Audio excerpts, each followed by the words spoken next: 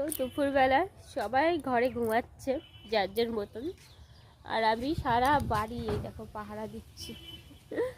তো বড়মশাই কেবলই কাজের থেকে আসলো, আর আবার সোনা মাম্মা যেহেতু দোলনায় ঘুমায়, ও বাইরে না একটু রোদের জন্য বেশিক্ষণ ঘুমায়, এর জন্য আমি বাইরে ওকে ঘুম পাড়ায় দোলনাতে।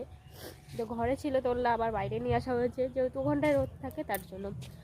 আর এই যে একা একা সারা বাড়ি, আর এদিকে ঘুরতে ঘুরতে আমি দেখছিলাম বাড়িতে কি কি আছে, মানে অনেক কিছু রয়েছে। এখন এই দেখো পান গাছে দেখো কত পান পড়েছে, আর দেখতে দেখতে না একটা জিনিস নজরে আসলো, এই দেখো আমাদের গাছের কত ডাব ধরেছে। আমি সত্যি এতদিন খেয়ালই করিনি। এই দেখো এইটাই দেখো কতটা, মানে 50টা তো কমসে কম হবেই।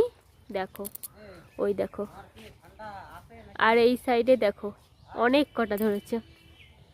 তো আমার ডেকেছে ঠান্ডা, ও যাবে একটু বাজারে, তাই জিজ্ঞাসা করছে যে ঠান্ডা আছে কিনা। হ্যাঁ ওষুধ নিয়ে আসতে হবে, কারণ আমার যদি এখন ঠান্ডা লাগে আমার সোনা মামারও ঠান্ডা লাগবে, যেহেতু ব্রেস্ট মিল্ক খাচ্ছেও। তো চলো এখন রাখছি, আবার পরে